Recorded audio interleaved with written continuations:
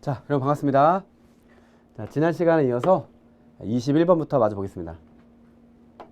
1번 문제는 민사소송법이 나왔습니다. 최근 몇 년간 민사소송법이 잘 나오지 않았었다가 최근 들어서 이렇게 계속해서 한 문제 정도씩 출제한 거를 볼 수가 있고, 정확하게 올해 시험에서는 놀랍게도 한 2문제가 정답이랑 직결됐다라고 볼 수가 있어요.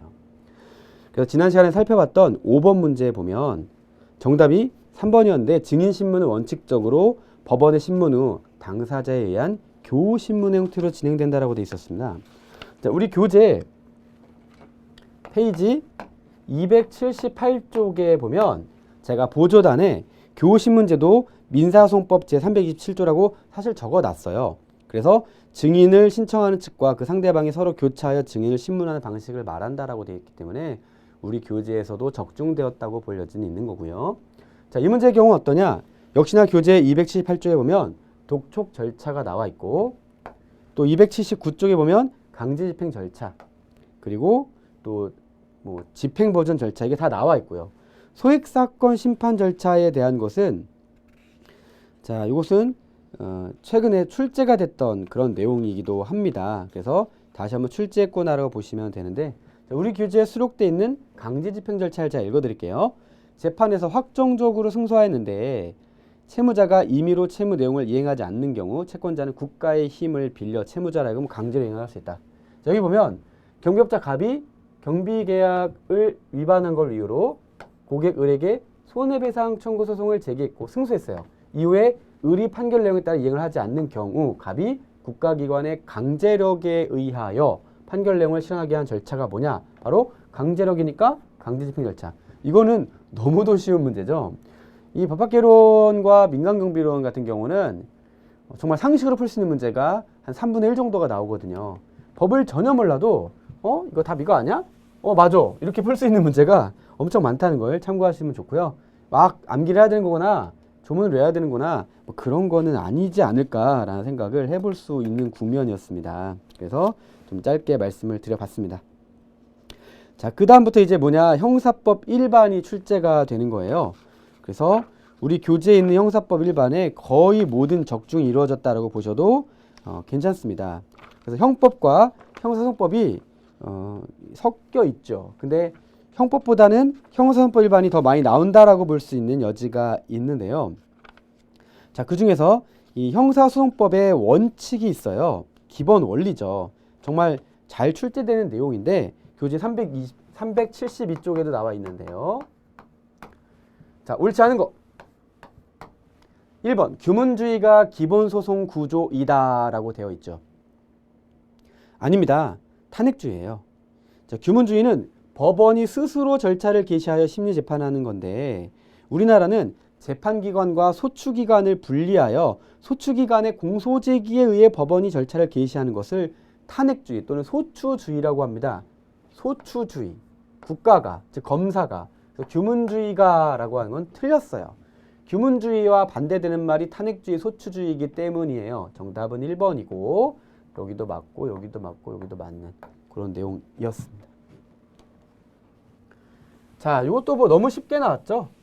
자, 민사소송법과 또 형사소송법에서 나오는 정말 단골 손님이 아닐 수 없는 내용으로 나왔는데, 이 형사소송의 주체는 3개가 있어요. 자, 무엇입니까? 바로 법관이 있고, 그리고 피고인이 있어요.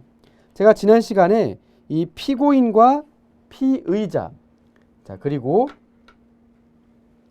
또 피고를 혼동하는 분들이 있다라는 말씀을 드렸죠. 자, 피고라고 하는 것은 영어에선 똑같은 단어를 쓰지만 이것은 민사소송을 말하는 것이고 이것은 형사소송을 말하는 것이고, 그럼 피의자는 무엇이냐? 피의자는 검사가 공소를 제기하기 전 단계까지를 통상 피의자라고 하고, 검사가 공소를 제기하면 이제 피고인으로 전환이 되는 것이죠. 공판 절차가 진행되는 거예요. 자, 이렇게 법관과 바로 검사와 피고인 3주체로 되어 있죠. 변호인은 주체가 아니다라는 거 말씀을 드렸고, 그 중에 이 법관에 관련된 즉 법원에 관련된 내용으로 뭐가 있냐면 바로 제척 기피 회피 제도가 있다고 말씀을 드렸습니다. 자, 그래서 이 20회 시험에 회피가 나왔고 올해 시험에는 뭐가 나왔냐? 바로 깊이가 나왔다는 거죠. 깊이. 이 깊이에 대해서는 제가 강의 때 항상 말씀드린 게 뭐가 있냐면 부러진 화살이라고 하는 영화가 있고요. 거기에 안성기 씨가 주연으로 나옵니다. 근데 이제 판사가 이제 재판을 하니까 이제 이 석궁을 날린 어떤 사람으로 나와요. 교수로 나오는데 기피 신청했습니다. 기피 신청. 나는 이 판사랑 못하겠다는 거예요. 그래서 그 장면이 이미지가 인상 깊게 오신 분은 아, 저게 기피 신청이구나 이렇게 배울 수 있다라는 거예요. 제가 막 영상을 보여드리고 싶은 충동까지 느끼는데 여러분이 보시면 돼요.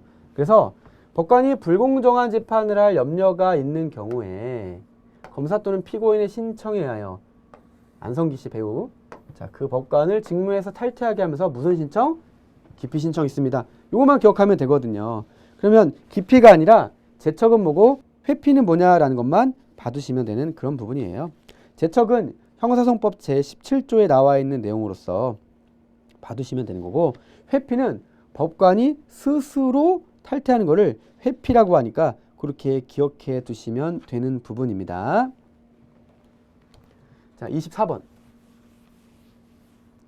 형사소송법상 고소에 관한 설명입니다. 그래서 우리 교재에도 이 고소에 대한 내용이 아주 상세하게 서술이 되어 있어요. 385쪽부터 고소와 고발에 대한 내용들이 나와 있고, 특히 386쪽에 이 고소와 고발에 표를 제가 수록해 놨는데, 자, 지난 시간에도 말씀드렸지만 표를 잘 보고 표의 빈칸을 여러분이 암기해서 적어보는 것이 제일 좋은 공부 중에 하나가 아닌가 생각해요.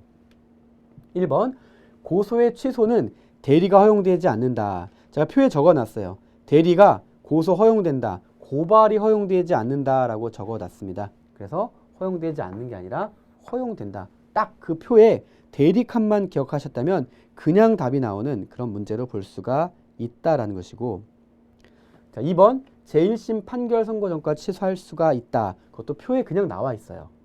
3번, 고소를 취소한 자는 동일한 사건에 대하여 다시 고소하지 못한다도 나와 있어요. 표에.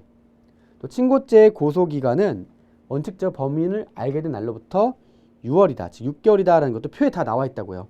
이 표가 그냥 적중이 되었다라고 보시면 돼요. 뭐 어렵게 복잡하게 생각할 거 없고 적중문항이다. 표를 통해서 무조건 맞출 수 있는 문제다. 이렇게 기억하시면 되고, 시험 직전에 이런 표들을 시험 직전에 한번 보고 나왔네. 그래, 답. 이렇게 해야지 한참 지나면 또 까먹으니까요. 어떤 초식을 동원하지 않는 이상 까먹을 수 있으니까 시험 직전 당일날 아침에 표를 막 보고 그냥 맞추면 되는 문제예요. 25번, 형법상 범죄의 성립과 처벌에 관한 설명으로 옳지 않은 것은인데, 자, 이것은 이제 형사소송법이 아니라 바로 형법이 출제되었다라고 볼 수 있는 내용입니다. 그래서 우리 교재에 형법에 대한 내용도 아주 상세하게 수록을 해놨습니다. 그래서 범죄 성립과 처벌은 행위 시의 법률에 의한다. 자, 라는 거 바로 339쪽에 다 써놓은 내용이에요. 바로 형법 제 1조인 것이죠. 자, 그리고 2번, 범죄 후 법률의 변경에 의하여 그 행위가 범죄를 구성하지 아니하거나 형이 구법보다 경한 때에는 심법에 의한다라는 것도, 자, 이것은 1항, 이것은 2항인 거예요. 형법 제1조 1항과 2항입니다. 다 조문 문제인 거죠. 자, 3번, 재판 확정 후 법률의 변경에 의하여 그 행위가 범죄를 구성하지 아니한 때에는 형의 집행을 면제한다라는 것도 이 339쪽에 제가 다 적어놨다고요. 그래서 뭐라고 돼 있냐? 이것은 1조 3항. 형법 제1조의 1항, 2항, 3항 가지고 낸 거예요. 그냥 이렇게. 번호도 그냥 1, 2, 3이에요.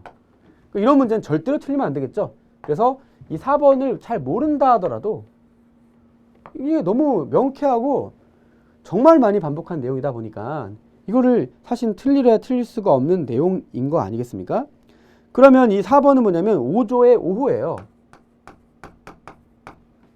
4번이 어려울 수 있어요. 다소. 그럼에도 불구하고 어떻다? 이건 이미 다 나온 거니까 1, 2, 3번이 나온 거니까 이걸 가지고서 못 맞추시는 분은 없었어야 되는 부분이고, 이렇게 5조 5는 생뚱맞게 추가를 출제를 한 거예요.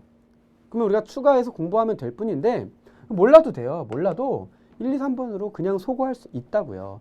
우리가 모든 조문을 다 외울 수 없고 이렇게 불이타라 그러죠. 얘를 낸다 하더라도 나머지를 통해서 맞출 수 있다니까요. 자, 26번입니다. 자, 형법상 국가적 법익에 관한 죄가 아닌 것은을 출제했는데, 자, 국가적 법익. 자, 법익에는 세 가지가 있어요. 하나는 개인적 법익, 하나는 사회적 법익, 하나는 국가적 법익이라고 그랬죠. 특히 이 두 개를 좀 잘 구분해야 될 그런 필요가 있습니다. 그래서 우리 교재에도 보면은 이 법익에 대해서 제가 쭉 써놨어요. 사회적 법익에 뭐가 있고 다 써놨고, 또 국가적 법익에 뭐가 있는지 다 써놨는데, 특히 국가적 법익은 오히려 명쾌하게 여러분이 알 수 있거든요. 그래서 이 367쪽에 보면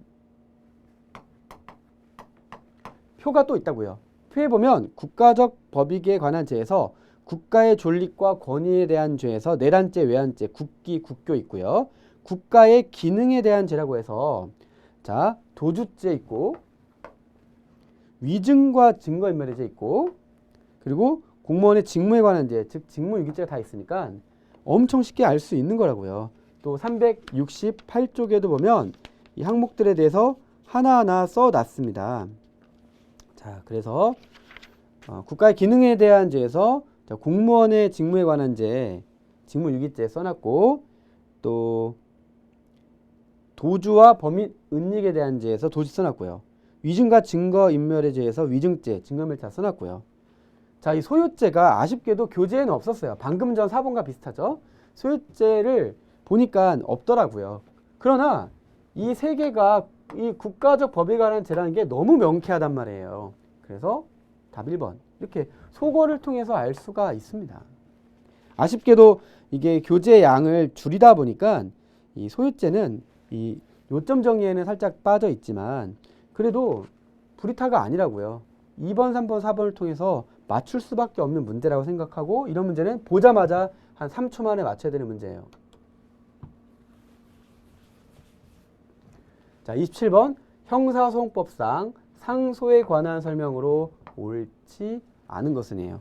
좀 내려면 형법을 좀 이렇게 고르게 내지, 형수법 나왔다가 형법 나왔다가 이런 거는 별로 바람직해 보이지는 않았는데, 아무튼 자, 상소에 대한 내용도 우리 교재에 아주 상세하게 수록이 되어 있고, 411쪽부터 수록되어 있고, 제가 강의 때도 정말 많이 말씀드렸던 그런 내용이기도 합니다.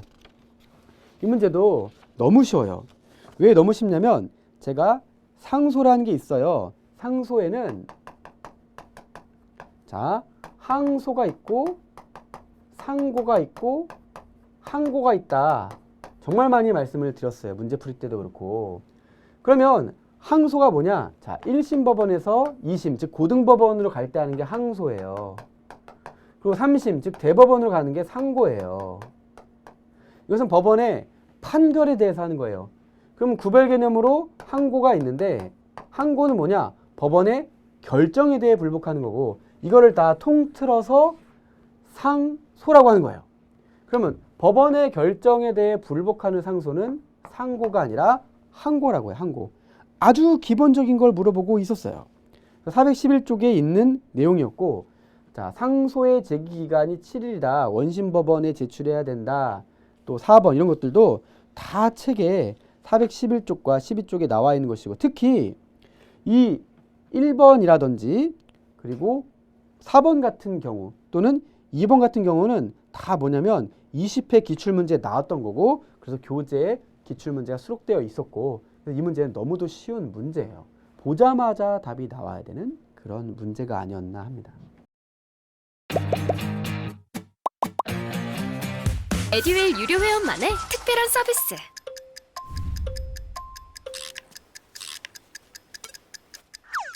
하치하차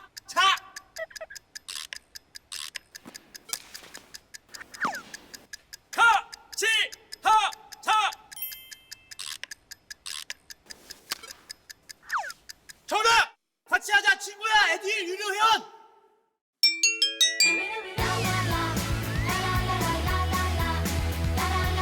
친구 소개하고 현금 받는 혜택. 오직 에듀윌 유료 회원에게만. 에듀윌. 28번은 더 쉽죠. 28번은 더 쉬워요.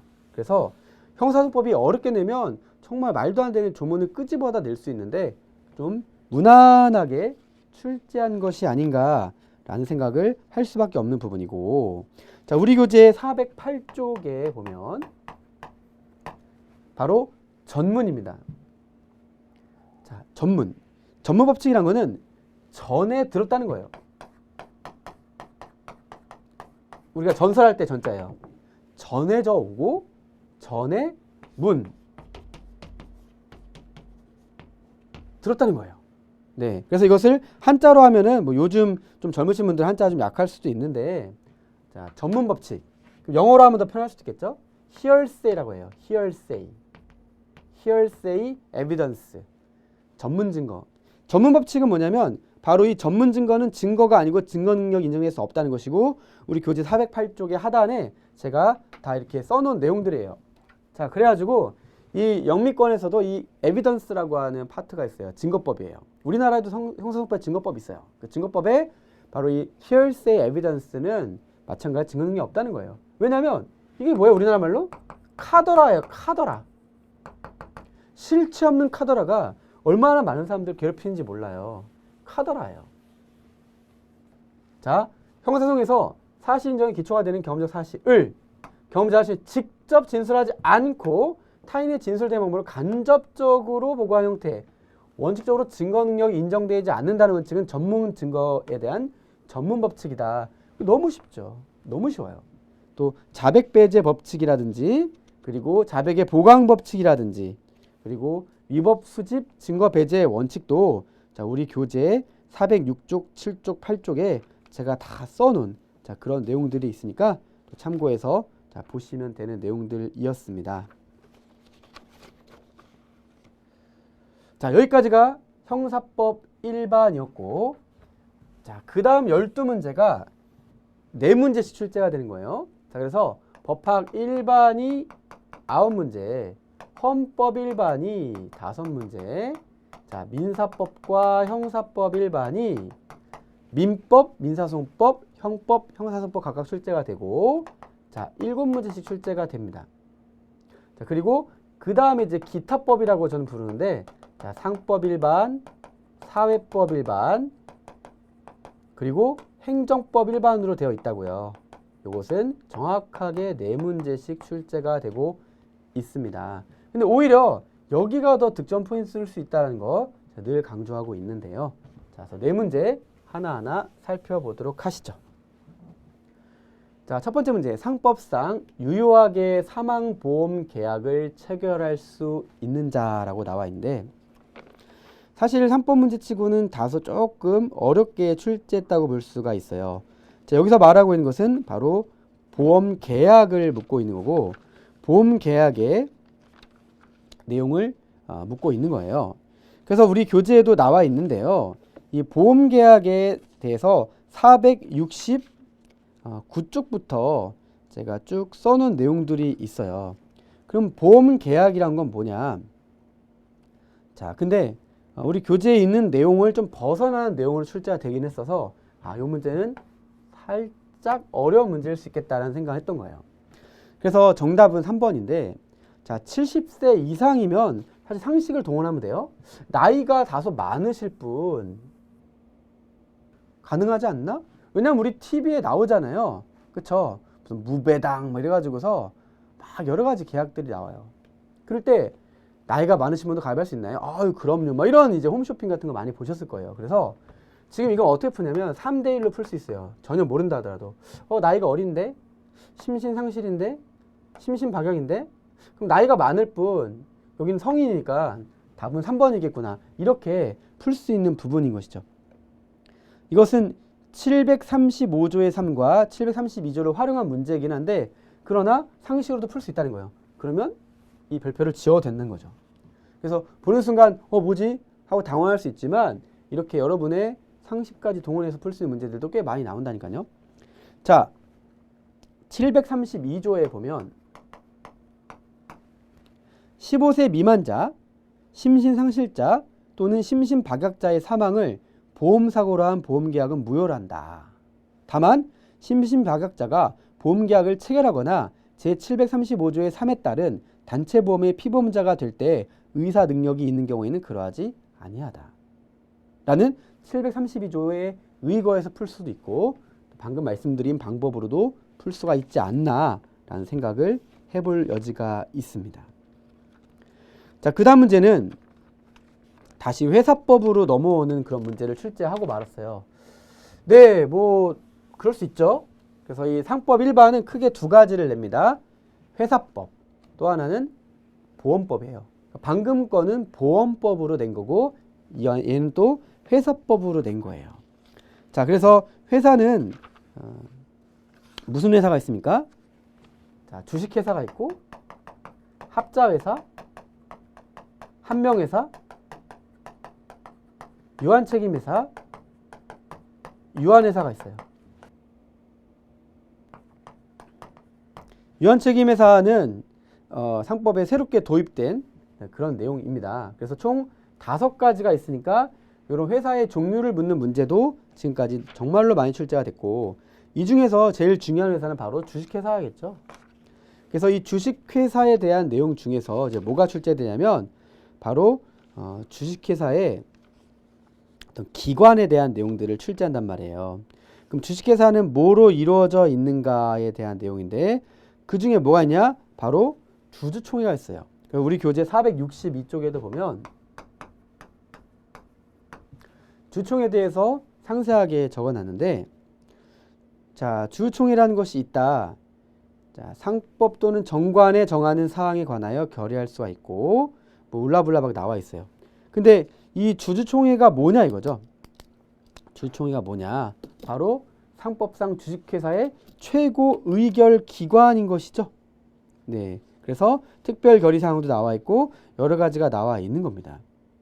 그래서 이 주총회가 뭔지, 이사가 뭔지, 감사가 뭔지에 대한 아주 기본적인 내용들은 그간에 정말 제가 많이 설명드렸던 내용이니까 보면서 최고 의결 기관 당연히 주총회지. 그러니까 이런 문제는 보자마자 정말 답을 골라야 되는 그런 문제라고 볼 수가 있습니다. 그럼 이사회는 뭐냐? 대표이사는 뭐냐? 회사의 업무 집행 기관인 거예요. 감사 또는 감사위원회는 뭐냐? 이사의 직무 집행을 감사하고 회사의 업무와 재산 상태를 조사하는 그러한 역할을 한다. 이렇게 봐두시면 되겠습니다. 그래서 자, 주주총회에 대해서 간단히 살펴보았고요. 31번 상법상 상업사용인에 관한 설명으로 옳지 않은 거다라고 나와 있습니다. 이것은 이 상법에서의 상법 총칙을 낸다라고 볼 수가 있는데 사실 좀 그간의 출제에 비해서는 좀 이례적이긴 해요. 제가 방금 말씀드렸잖아요. 회사법을 내고 보험법을 낸다. 하지만 우리 교재에 상업사용인에 대한 내용이 당연히 나와 있어요.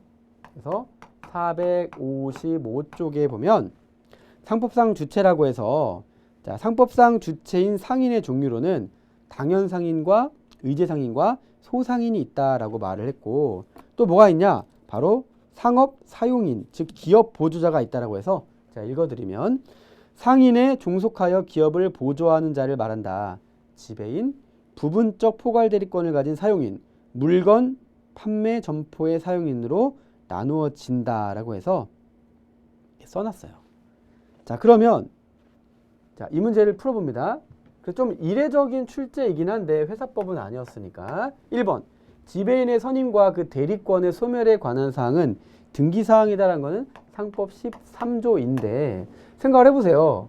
이거를 등기로 안 해놓으면 나중에 문제가 생길 수 있겠네 해서 맞겠구나 할 수가 있는 거고 2번 영업의 특정한 종류 또는 특정한 사항에 대한 위임을 받은 사용인에 관한 사항은 등기사항이다라고 했는데 등기사항이 아니에요. 이거는 15조 1항이에요. 그래서 답이 2번인데 이 문제는 조금 불이타일 수 있어요. 우리 교재에 내용이 없는 건 아니지만 이렇게 자세하게 조문 문제에 물을 때는 사실 도리가 없어요. 3번 영업의 특정한 종류 또는 특정한 사항에 대한 위임을 받은 사용인은 여기까지 똑같죠?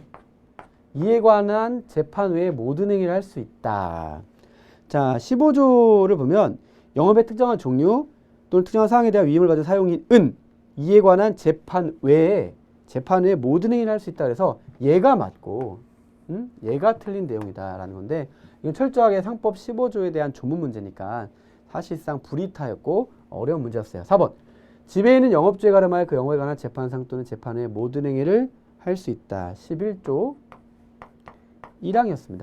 자, 이렇게 잘 안 내던 상법 총칙까지 내버리면 좀 난감하게 돼요. 왜냐하면 상법 총칙 안 내네?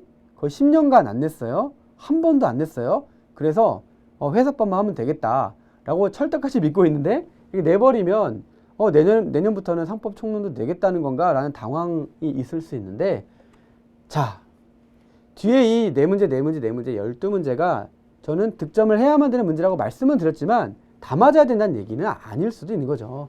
이렇게 한 문제가 불이타 나온다고 해서 여러분 합격에는 전혀 지장이 없다. 그래, 한 문제 틀려주지.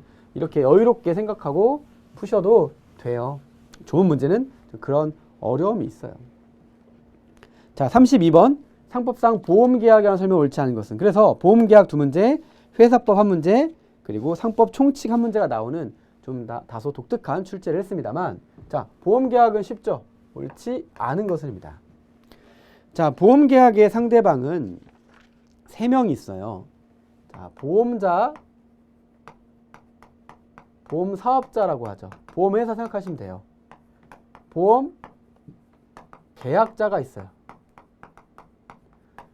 그리고 보험계약자가 보험 수익자를 따로 두는 경우가 있는데 그래서 처음에 보험법은 이 주체라든지 이런 내용이 다소 어려워요. 근데 쉽게 생각하면 자, 어떻게 볼 수 있느냐. 자, 보험금과 보험료를 잘 봐야 되는데 자, 보험금의 지급자는 보험자죠. 그럼 보험계약자는 뭐를 내는 거냐? 보험료를 내는 거다라는 거. 요를 가볍게 숙지하셔야 돼요. 그 보험금을 여기에 줄 수도 있고 여기에 줄 수도 있는 거예요. 보험 수익자한테 줄 수도 있는 거죠.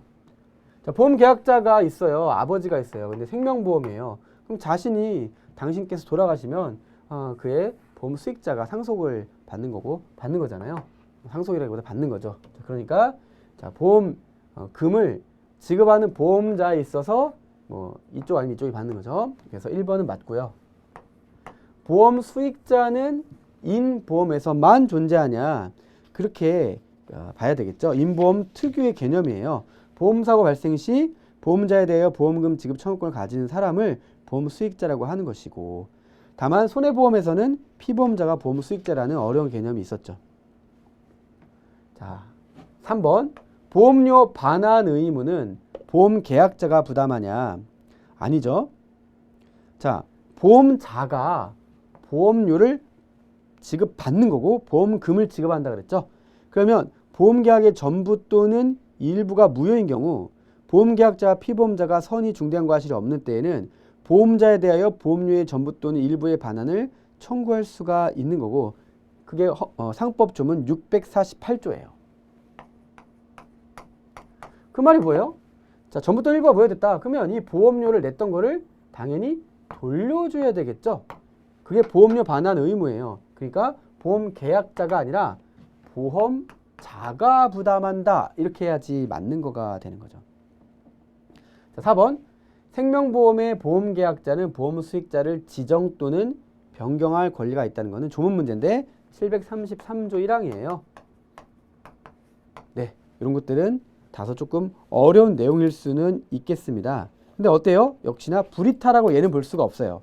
31번은 다소 불이타적인 면이 있는데 얘는 3번 딱 봤을 때 답이 그냥 나오잖아요. 1번과 3번이 너무 쉽죠. 2번과 4번이 다소 어려울지언정 그렇게 푸셔도 무방하겠습니다. 자, 그 다음에 사회법 일반 4문제 같이 살펴보도록 하겠습니다. 33번. 생활이 어려운 사람에게 필요한 급여를 실시하여 이들의 최저 생활을 보장하고 자활을 돕는 것을 목적으로 하는 법률이 뭐냐라고 나와 있습니다. 자, 즉 얘가 지금 묻고 있는 거는 뭘 묻고 있는 거냐라는 건데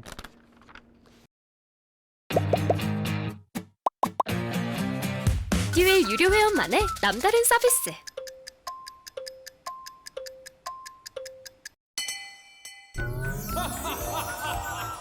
합격!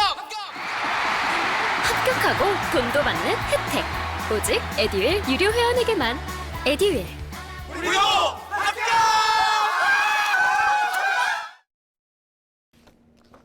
자, 우리가 이 사회법이라고 했을 때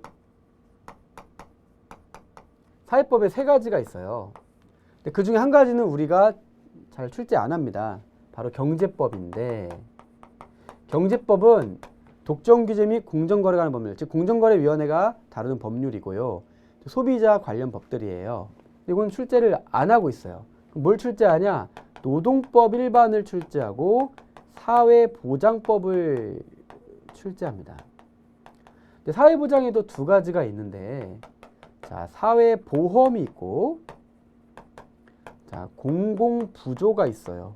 더 나아가 사회서비스가 있는데, 일단 사회보험과 공공부조의 차이점을 정확히 파악하면 너무도 쉽게 풀 수 있는 그런 문제인 것이죠. 그래서 우리 교재에도 이 사회보장과 관련해서 그럼 사회보험은 뭐고 이 공공부조, 공적부조는 뭐냐에 대해서는 바로 교재 524쪽에 상세하게 수록이 되어 있습니다. 차이점 뭐예요? 사회보험이라는 것은 보험료를 내는 거예요. 하지만 공공부조는 보험료를 못 내는 것이죠. 즉 주체가 국가고 객체는 빈곤자가 되는 것이고 재원은 조세로 하는 것이고 생계보호, 의료보호, 교육보호, 자활보호, 고용보호, 해산보호 등이 되는 건데 그럼 그에 해당되는 법이 뭐냐라고 했을 때 바로 국민기초생활보장이 되는 거예요. 자, 국민연금 또 산업재해보상보험 같은 것은 무엇입니까? 자, 그것은 이것과 다르죠. 사회보험적인 거죠. 사회보험. 그리고 최저임금법도 이것은 이쪽 노동법에 관련된 거니까 이쪽 항목이 아닌 거예요. 그래서 지금 최저임금은 이쪽에 해당되는 것이고 국민연금과 산업재해 즉 산재법은 자 여기에 해당되는 거고 공공부조 이러한 어떤 이 범주죠. 이런 분류를 잘 파악하면 충분히 맞출 수 있는 문제였습니다. 자, 34번. 제가 합다병 얘기를 했죠. 올해 시험에 합다병이 두 문제가 나왔고 그 두 문제에 대해서 공교롭게도 둘 다 답이 5번이다. 뭐 이런 말씀을 드렸는데 그럼 이제 다 봐야 되는 그런 출제를 했다는 그러니까 4번이죠. 다 봐야 되는 출제했다는 것이에요. 자, 근로기준법상 미성년자의 근로에 관한 설명으로 옳은 것을 모두 골라라 라는 건데 자, 기억은 68조예요. 근로기준법. 미성년자는 독자적으로 임금을 청구할 수 있다 없다? 있다. 자, 니은 이거는 67조입니다. 친권자는 미성년자의 근로계약을 대리할 수 없다. 자, 이 원래 조문은 친권자나 후견인은 이라고 나와 있는데 자, 디귿은 67조. 그래서 이건 2항, 이건 1항이에요. 자, 고용노동부 장관은 근로계약이 미성년자에게 불리하다고 인정하는 경우에는 이를 해지할 수 있다라는 것이죠. 자, 원래 조문은 친권자, 후견인 또는 고용노동부 장관인데 그거 말고는 그런 내용이었고 사실 이 기억은 우리가 금방 알 수 있죠. 그래서 기억이 맞구나 할 수 있고 그 다음에 니은도 뭐 어렵지 않은 내용인데 여기까지 봐야 되니까 세 개를 다 봐야만 맞출 수 있는 문제로 출제하니까 좀 고약하죠. 그래도 이렇게 어렵지 않은 내용으로 냈으니까요. 크게 문제는 없지 않나라고 생각할 수 있습니다. 자, 그 다음에 35번입니다. 산재법이죠.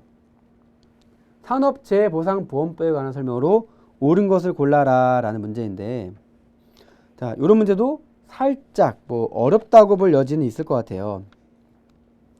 자, 그래서 자, 우리 교재에도 이 533쪽부터 산업재해보상보험법에 대한 내용들을 쭉 써놨어요. 그래서 용어의 정의도 나와 있고 업무상 재해에 대한 내용도 있고 이것저것 좀 써놨는데요.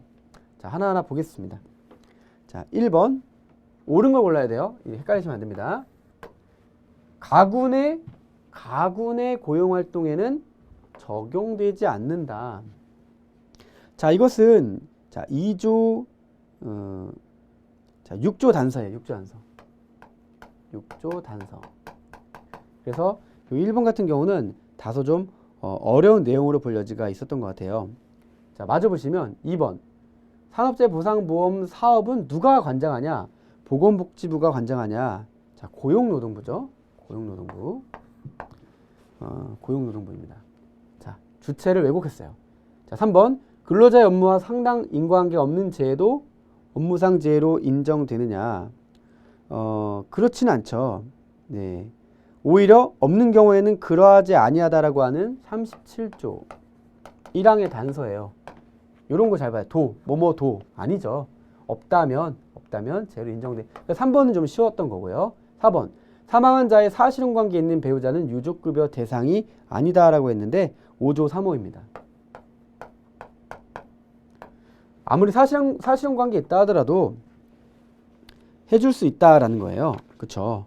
그래서 이 내용은 약간의 불이타로 볼 수 있어요. 참 어렵죠. 조문을 하나하나를 다 봐야 되니까. 그런데 뭐 3번, 4번은 어느 정도 맞출 수 있거든요. 대상일 것 같은데? 이거 재해가 아닐 것 같은데? 그러면 실전에서는 이 1, 2번 가지고 추려야 되는데 보건복지부 장관?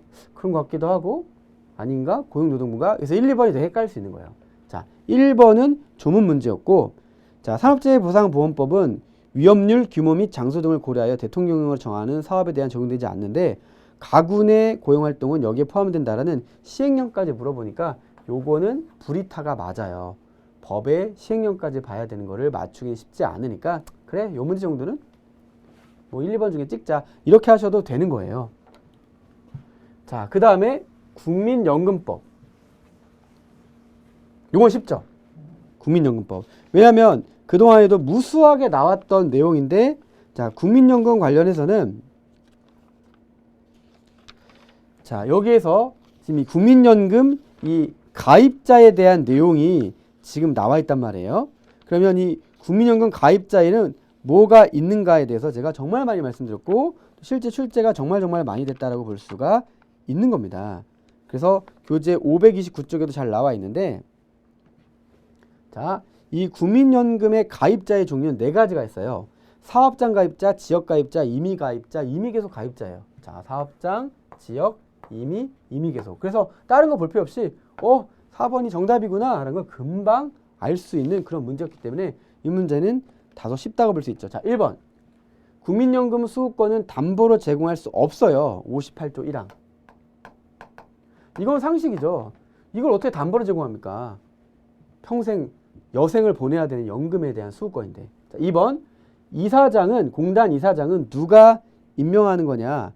보건복지부 장관이 아니고 보건복지부 장관의 제청으로 대통령이 임명한다라는 30조 2항. 자, 급여는 연금급여와 실업급여로 구분된다고 했는데 자, 실업급여가 아니죠. 연금급여도 아니에요. 이건 되게 중요하죠. 그럼 어떤 급여가 있느냐? 노령연금, 장애연금, 유족연금, 반환일시금이고요. 이것도 529쪽에 다 써놓은 내용입니다. 그래서 틀렸다. 네, 요거는 조금 어려울 수 있지만 특히 2번이 어려울 수 있어요. 1번은 항적으로 알 수 있죠. 4번 보고 딱 고를 수 있는 문제였으니까 이 문제도 적중문항이자 정답이 적중됐죠. 근데 이건 뭐 계속 나온 문제니까 어려운 문제는 아니었다는 겁니다. 자, 이래서 사회법 일반이 다소 조금 어려운 면이 있었는데 행정법 일반의 경우는 매우 쉽게 출제가 돼서 4문제 다 우리 교재를 공부하신 분이면 어렵지 않게 맞을 수 있는 문제였는데 자, 이 37번의 경우는 완전 적중입니다. 자, 615쪽에서 제가 모의고사 문제를 수록해 놨어요. 읽어드릴까요? 행정청의 처분 등을 원인으로 하는 법률관계에 관한 소송 그 밖에 공법상의 법률관계에 관한 소송으로서 그 법률관계 한쪽 당사자를 피고로 한 소송은 뭐냐? 당사자 소송 이렇게 해놨고요. 1번 항고소송. 항고소송은 행정청의 처분 등이나 부작위에 대하여 제기한 소송이다. 2번 민중소송, 3번 기관소송입니다. 마치 제 책을 보고 뺏긴 것처럼 문제가 나왔어요. 똑같이 나왔어요. 이런 걸 보고 적중이라고 하는 거예요. 1, 2, 3, 4가 완전히 똑같았다고요. 그 중에 바로 1번 항고소송. 1번으로 아예 똑같아요. 자, 항고소송 뭐냐? 제 읽었죠? 제 교재를 읽은 거예요. 행정소송법 제3조 2호 행정청의 처분 등이나 부작위에 대하여 제기한 소송이다. 항고소송. 보자마자 제 책으로 공부한 분이라면 보자마자 답이 나올 수 있는 문제니까 적중문항이었어요. 자, 38번 행정청이 행정 목적을 달성하기 위하여 부과한 일반적, 상대적 금지를 일정한 요건을 갖춘 경우에 해제하여 일정한 행위를 적법하게 할 수 있게 하는 행위가 무엇이냐도 정말로 제가 많이 얘기했던 내용입니다. 자, 그래서 자, 이것이 뭐예요? 바로 허가죠. 허가. 우리 교재 582쪽에 보면은 자, 하, 허, 면, 특, 인, 대라고 해서 제가 수도 없이 얘기했던 내용들. 얘가 뭔지는 꼭 익혀두셔라는 겁니다. 그래서 허가 여기 수록돼 있고 허가랑 특허를 비교하는 표도 나와 있는데 그래서 이것은 정답이 허가다. 그리고 인과 특허 확인도 따로 봐두시면 되는 그런 문제니까 전혀 어려운 문제는 아니었습니다. 자, 그 다음에 39번도 너무 쉬웠죠. 올해는 행정법이 많이 매우 쉬웠어요. 자, 행정법상 행정주체가 아닌 것은 이라고 하는 것은 행정법 일반에서 가장 기본적이고도 중요한 내용으로 볼 수가 있어요. 그래서 교재 565쪽에서 많이 얘기했던 내용들이에요. 자, 행정주체. 제가 교재에 뭐라고 했냐면 행정주체는 행정권의 담당자로서 실제로 행정권 행사한 자를 일컫는다. 행정주체는 그 행정기관을 통해 행정사무를 집행할 수 있다. 행정주체는 국가, 공공단체에서 괄호치고 지방자치단체, 공공조합, 영조물, 법인 이렇게 아예 다 써놨어요. 교재. 그냥 있어요. 공무수탁, 사인 등이 있다. 공법상 재단도 있고요. 다만 행정각부의 장관은 가령 행정안전부 장관 등인데요. 독임제 행정관청으로서 행정주체는 아니다라고 정확하게 써놨기 때문에 이거는 1초 컷이죠. 보자마자 4번 딱 나오는 겁니다. 자, 마지막 40번. 이것도 교재에 다 수록된 내용으로서 적중문항으로 보시면 되는데 자, 행정기관은 여러 가지가 있죠. 그래서 행정기관에는 뭐가 있냐? 바로 행정청이 있고 의결기관이 있고 보조기관, 보좌기관, 집행기관, 자문기관 등이 있다는 거예요. 자, 그럼 여기 나와 있는 행정주체의 의사를 결정할 수는 있지만 이를 대외적으로 표시할 권한이 없다라는 행정기관이 뭐냐? 나와 있어요. 자, 566쪽에 제가 써놨어요. 하단에 보면 의결기관, 행정주체 내부에서 행정에 관한 의사를 결정할 수 있는 권한만을 가지며 이를 외부적으로 표시할 권한은 없는 합의행정기관을 말한다. 답은 의결기관. 그 행정청이 뭔지, 집행기관이 뭔지, 자문기관이 뭔지도 교재에 다 써놨습니다. 자, 강의를 마무리하겠습니다. 어떻습니까? 전체 40문항 중에서 한 3개 정도 좀 불이타가 나왔어요. 그거는 매년 나와요. 그것은 4개 중에서 뭐 3개나 2개로 압축을 할 수 있고 그 중에서 그냥 고르고 다른 문항으로 빨리빨리 넘어가야 되는데 불이타 한 3, 4개 빼고 나머지 36개는 교재에 다 있는 거고 여러분 잘 푸신 분은 80점 이상, 90점 이상이 충분히 가능한 그러한 합격시나 적중신안을 올해도 이루었다라고 생각합니다. 여러분이 제 책과 강의 또 이 해설 강의를 통해서 무엇을 느끼셨는지 모르겠지만 충분히 짧은 시간에 집중적인 공부만으로도 법학계로 합격할 만한 충분한 책과 강의니까 이 에듀일과 제 책과 제 강의를 믿고 계속 정진하시는 여러분 반드시 에듀일은 합격이다를 외치는 여러분이 되시기를 기대하고 있겠습니다. 좋은 또 시험 후기 기다리고 있겠고요. 자, 다음 강의를 통해서 또 정식으로 인사드리도록 하겠습니다. 감사합니다.